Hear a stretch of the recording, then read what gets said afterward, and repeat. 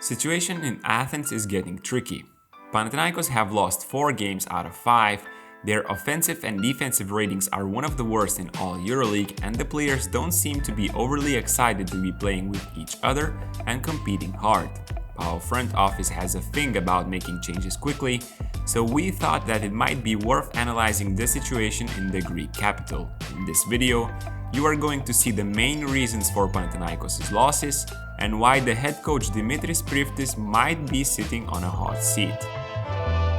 In short, situations on both sides of the court are equally bad, but let's start at defense and the trigger that cues all of their defensive problems, pick-and-roll defense with Papagiannis. He is the main center but at the same time the main offensive target for opposing teams. On pick-and-rolls they use, or at least try, this short one-step show with him. In my eyes, it's simply not working as it creates many diverse problems. The first type is if the rolling center gets in behind immediately. Then, it's an easy pass to the center since the weak side low man is not in his position. Even with quicker big men, this one-step show allows Poirier to roll down with advantage. Lul throws him the pass ahead, and when the help comes, the extra pass becomes easy 3 points. This tactic is really hard to execute well, and usually Papagiannis gets caught in the middle. Power guards don't put pressure on the ball, and Yorgos doesn't really attack the ball handler, so this pass is made easily. Rotations this time are here, but it ends well only because Yabusele misses a wide open 3. If Papagiannis sees that he is not in a position to do one-step show, then he remains attached to the rolling center, but that allows open 3-pointer here, and in other cases gaps to drive the ball inside. If he doesn't execute a one-step show, it becomes passive pick-and-roll defense. That allows Wilbekin to get into the paint and distracts Papagiannis from Reynolds. Maccabi center gets in behind, and the play is over since Nedovic just came back from transition defense and is in no position to bump Reynolds high, which would give his teammate a second to come back. In theory, this kind of passive pick-and-roll defense asks for minimal help from others. Again, in theory, Papagiannis stops a guard for a second and comes back to his own man. But the guards often play pick-and-roll very high and Yorgos remains lower. Westerman, as a result, gets downhill and gets advantage since there is no pressure on the ball. The Greek center is also often slower than opposing centers, as you can perfectly see here.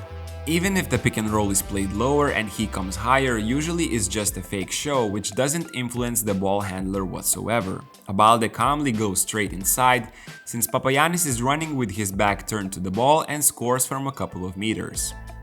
So, depending on where the screen happens and what Papagiannis does, it could be 2 different situations for help side defenders. Moreover, the big man is not the best pick-and-roll defender and teams are normally attacking him as much as they can, so these mistakes happen often enough.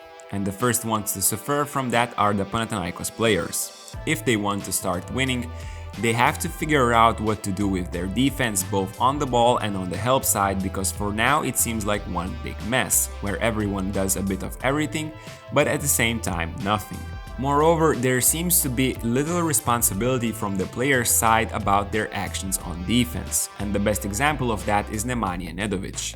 Talented guard has never been known as someone who locks down their opponents, but his defensive rating this year is horrible. It shouldn't come as a surprise though for those who watch Panathinaikos' games. He doesn't put pressure on the ball before the screen happens and allow opponents to reject the screen, thus gaining an easy advantage. Other teams who have taller perimeter players like to expose him near the basket too. Maccabi and James Nunnally did that with ease, as Nedovic didn't even fight for position down low or try to use the foul before bonus. The next clip is a perfect evaluation of Nemanja's game. Wilbekin blows by him in a moment, shoots, falls down, but takes his own rebound because Nedovic is already thinking about running to offense while the play is not over. Attitude like that is unacceptable, even more so when his shots are not falling at a high percentage. You can't expect a team to have good defense if they don't know how to guard Spain pick and roll. 3 clips from 3 different games where power players look surprised seeing this situation, as if it's not one of the most popular plays in modern basketball. As you can see from their movement, they're supposed to switch between guards, but they get caught on the wrong side of the screen or switch too late or insert another excuse here. Players don't execute like they are supposed to on the court, but it's also on the coach since he is not able to get the players to be more concentrated and aggressive. Now let's move over to the other side of the court. PAO is ranked 14th in offensive rating and they look more like a bunch of individuals playing basketball than cohesive group. Their possessions too often end up with no passes being made, with 4 players watching what the guy with the ball will do. I have to admit, their perimeter players are all very capable of scoring one-on-one, but you can't win playing this style of basketball in the EuroLeague. Moreover, only the real Macon has been shooting the ball well in the first 5 games, while Nedovic and Kendrick Perry are below 30% from the field. When running their version of European transition play, it looks like they take turns in attacking the basket with no real idea of how to play together. Panathinaikos' most used set starts with one guard cutting through, small forward receiving this screen for a possible post-up, and then the guard receiving a pin down. Even playing their most used set, they demonstrate low quality with Okaro White not even looking to set the first screen and barely making the second. This allows Koser to stay close near Perry and force a turnover. Screen quality is a big problem in Athens. The timing is off, the guards don't really push their opponents into the blocks, and the big man rarely recognizes how the guards want to deal with the pick. For example, here it's an exit play for Nedovic 3-pointer and Yui obviously wants to cut this screen over, but PAO big man recognizes it too late, doesn't move the pick higher, and the play gets broken up. Every little detail you have to do if you want to be a playoff team in Europe. The same goes with their spacing. The problem arises during their transition motion.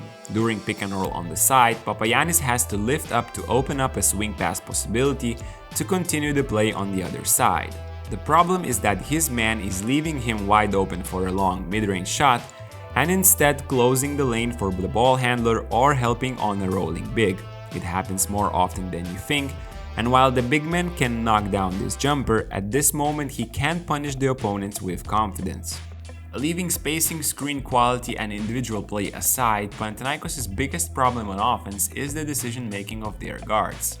Here are a couple of examples that will convey my point better and help you understand why with Kendrick Perry on the court, PAO's offensive rating drops dramatically from 116 to 94. Their most used set play and the point guard arrives at the end of it, middle top pick and roll. Apart from the fact that he doesn't prepare it and Koser goes through the screen easily, he jumps in the air after one dribble even though there is no trap or aggressive show coming from Tavares. I'm not sure why he would pass the ball here to Papagiannis and what the center could do with the ball at the 3-point line. In the next clip, PAO do a great job on defense, steal the ball and have a 3-on-1 fast break situation. This should be an automatic and easy pass to make and 2 points, right? Perry doesn't throw it and the possibility vanishes. Down 19 with 3 minutes left, I can understand you want to force the situation. But after he takes the rebound after William Goss misses a wide open layup, it's a 5-on-4 situation with Macon open on the opposite wing. Nobody is stopping the ball and he could pull up from 3 here, but instead he prefers a mid-range shot over an outstretched arm of Tavares. He's more of a scoring guard, we all get that, but his teammates might get frustrated soon if he continues to not find them on pick and rolls. Spain pick and roll for PAO and he drives inside, attracts 2 defenders near him, and instead of kicking it back to Papapetru for a wide open 3, he again chooses his own shot. Similar example, handoff into pick and roll and Perry gets to attack with speed. Maccabi are playing drop. He sees Lesor in front of him and decides to lob this pass over, but doesn't see Wilbekin tagging Roller and leaving Nedovic open for a second. Wilbekin's bump doesn't even let Papagiannis to jump, and it's a turnover. Perry is a EuroLeague rookie, and it seems obvious why such a talented offensive player hasn't had a chance at the highest level before. On this pick and roll, Poirier is waiting right under the basket almost all the time, and he still tries this lob pass for his big man. And when it's a perfect situation to do that, PAO guards miss out on these opportunities. This time it's Macon with an automatic decision. Yabusele doesn't tag the Roller, leaving the lob open. Unfortunately, he kicks it out to the perimeter. Yogi Ferrell played only 1 game and it's kind of unfair to judge him so soon, but I'm showing this clip in order to highlight what kind of opportunities PAO miss. He does well going deep in the paint and keeping his dribble alive, But in the end, when Maccabi finally switch, here it's the right moment for the lob pass to Papagiannis, who has 40 centimeters shorter Wilbekin next to his side. He can't find him and the possession finishes with a forced shot. This is the sad reality of Panathinaikos so far. Bad decisions, individual play, and disorganized moves on defense makes them no better than the lowest budget teams in the EuroLeague. Knowing the history of the changes in the club, if they don't improve their play quickly, Coach Priftis might be changed in the near future. Pau fans, what do you think your club is missing?